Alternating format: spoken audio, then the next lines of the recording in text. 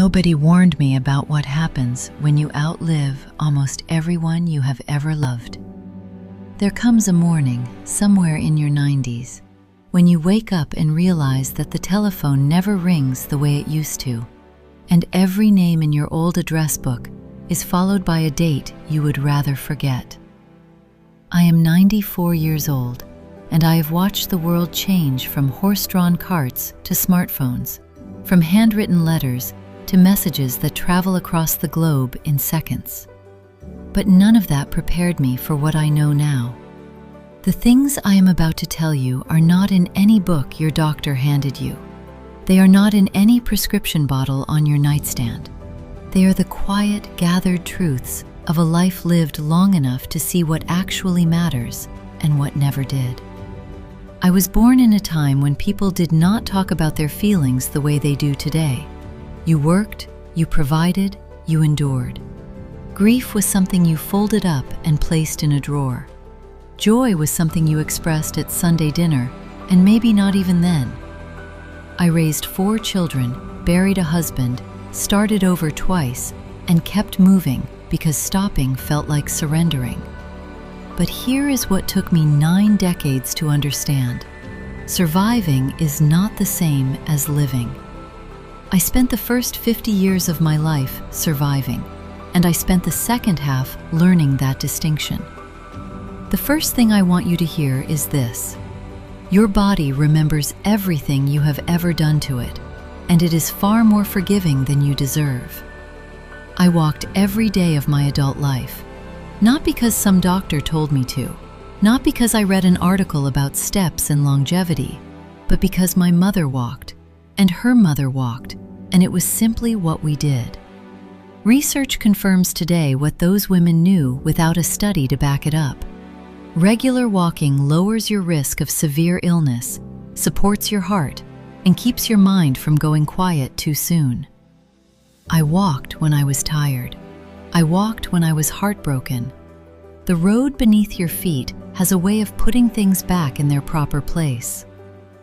The second thing I have learned is that food is not your enemy, but dishonesty about food will cost you dearly.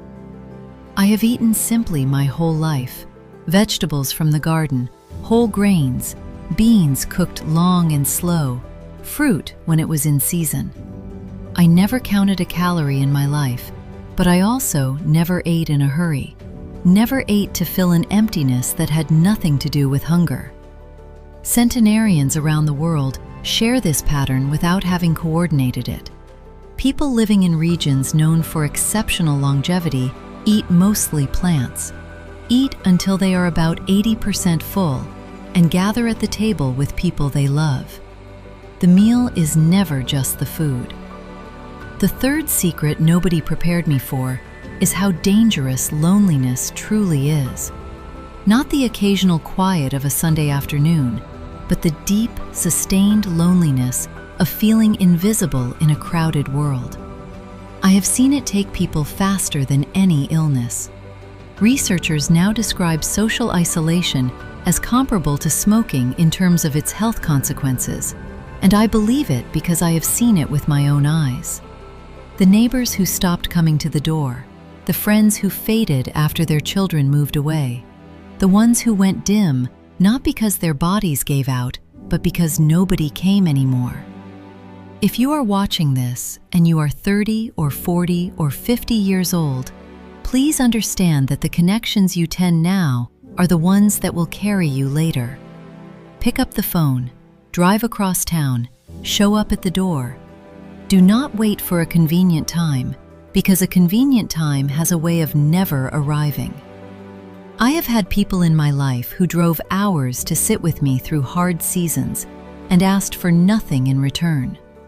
Those are the people I think about when I am grateful, and I am grateful every single day. The fourth thing I want to say is about purpose, and this is the one that surprises people most. I never retired from caring about something.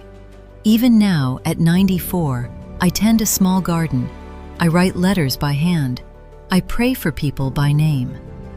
Purpose does not have to be grand. It does not require an audience or a salary or even a result you will live to see. It only requires that you give yourself to something outside of your own comfort, something that asks something of you. A 102-year-old physician once said in an interview that purpose is not something you find, it is something you pursue. I have never heard a truer thing. The fifth secret is one that took me the longest to accept, and it is about forgiveness. Not the performative kind where you say the words and quietly keep the wound warm. Real forgiveness, the kind that costs you something, the kind that does not require the other person to apologize first, or even to deserve it. I carried grudges in my younger years, like stones in my pockets, and they were heavy. The day I set them down was the day I began to breathe differently. Science has caught up to what the wisest people always knew. Chronic anger and resentment drive inflammation in the body, strain the heart, and shorten life. I am not telling you to accept mistreatment. I am telling you that the poison of bitterness works slowly, and it works on the person holding it. Sleep is another thing nobody told me the truth about when I was young. We celebrated busy people who could run on 4 hours and brag about it. We called tiredness weakness. But sleep is when your brain cleans itself, when your cells repair, when everything you have absorbed during the day gets sorted and filed. I slept 8 hours every night, and I was mocked for it by people who are no longer here to mock anyone. Laughter saved my life more than once, not the polite kind, but the deep, shoulder-shaking kind that makes your eyes water. My late husband could make me laugh in the middle of an argument, and I resented it, and I loved it in equal measure. Humor is not a distraction from hard things. It is a way of surviving them with your spirit intact. People who laugh regularly have lower stress hormones, stronger immune responses, and better relationships. I could have told you that without a study. Worry, I have learned, is just prayer for what you do not want. I spent years rehearsing catastrophes in my mind, playing out every terrible version of every situation before it even arrived. Most of those catastrophes never came, and the ones that did were nothing like I had imagined. The energy I gave to worry was energy I could have spent living. I am not saying ignore your problems. I am saying stop living inside problems that do not yet exist and may never exist. Drink water. I know it sounds simple, but you would be astonished how many people are walking around in a state of chronic dehydration and attributing the consequences to aging, fatigue, confusion, joint discomfort, difficulty concentrating. Water fixes or improves so many of these things. I drink water from the moment I rise, before the coffee, before anything else. The last thing I will tell you is this: age is not a disease.